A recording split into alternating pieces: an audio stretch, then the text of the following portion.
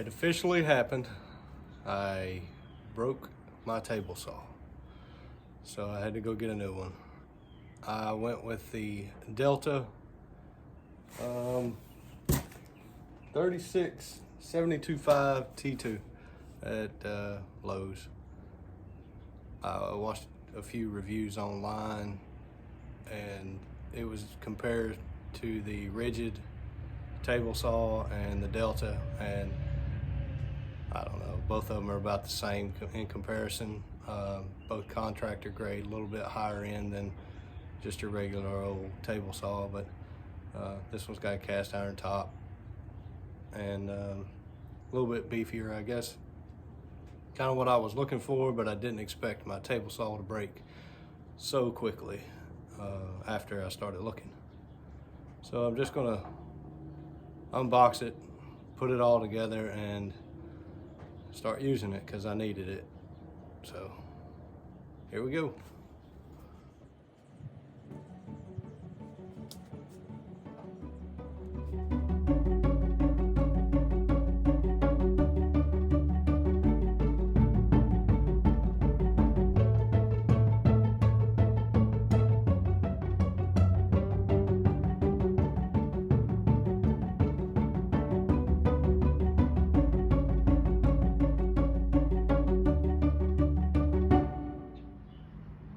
With my son, we got it all set up and got it the top leveled. The blade is square and everything should be set. We'll give it a run, first run, and probably won't be as permanent home, but for right now, because I've got to continue building some picture frame molding, I've got to get started. So here we go.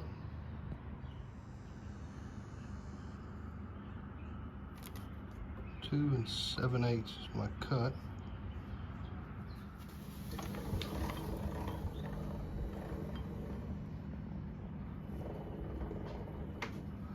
It's very smooth going up and down. We'll lock the blade in place right here. All right, here we go. Let's see how it cuts.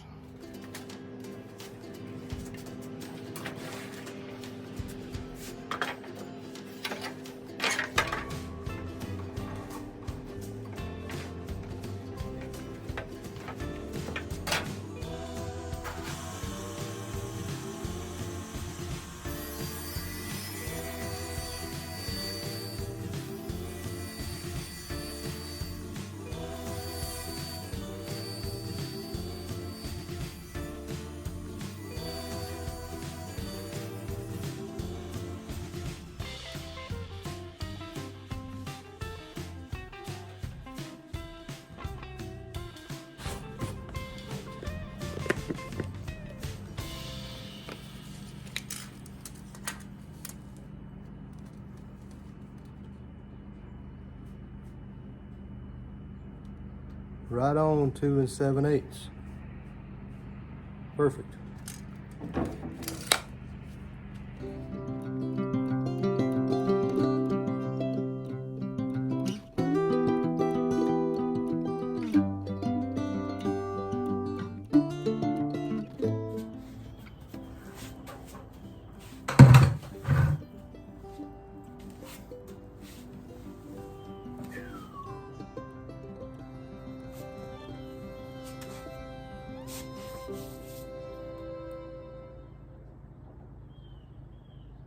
I guess this is going to be a quick review. I only cut about 6 boards on this. First off, this is a whole lot longer than I expected. Normal contractor grade table saws are somewhere around 40 inches. This is 62.5 inches long, and from here, from your fence to the other side of the fence, is about 42 inches, so you need to take into account for that. It's not a big deal to me. I wanted something larger, heavier duty, the cast iron top. Yeah, these wings are a little thin metal. It's not as thin as some, but it is fairly thin. the guard on the side right over here, let's see, right here, is a little out of square. Say on that back side, it's about 1/8 of an inch out of square. Really not going to concern myself with that. As far as the alignment on the lines, spot on this side.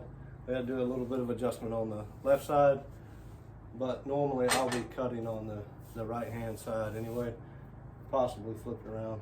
I do like the adjustments here. You can raise and lower the blade real easily as of right now, and it actually locks the blade in place with this knob.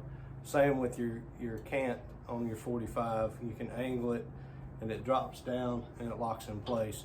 Very easy to maintain square if it's locked. I've never had a switch with the stop button like this before. I really like it. I tapped it with this push guard, or the push guide, just barely tapped it, it shut itself off. As far as the power of it, I would say it's substantial. Can't complain about any of that. Other than that, so a negative on this case right now, and it's probably just me, I haven't figured out how to do it, is the adjustments for the floor leveling. I'm not a big fan of it. It looks like it balances on the tires, and you have 2 levels on the front side, and like I said, I got to read up on that. As far as moving it around, I just picked it up on the front and wheeled it with the back 2 wheels. Don't really need the caster wheel in the front. It's not locking down. I got to read the book on it and see how it works. I don't know of any more negatives as of right now. In the future, I'll probably do another review on it, and the more I work with it, the better off I'll know. I don't have a shop vac system in my shop, so I just blow everything out with a leaf blower. So that's my shop vac. Thanks for watching. Yeah, that's pretty much all I got. I gotta go meet a lady and sell her router. So thanks for watching. We'll see y'all on the next one.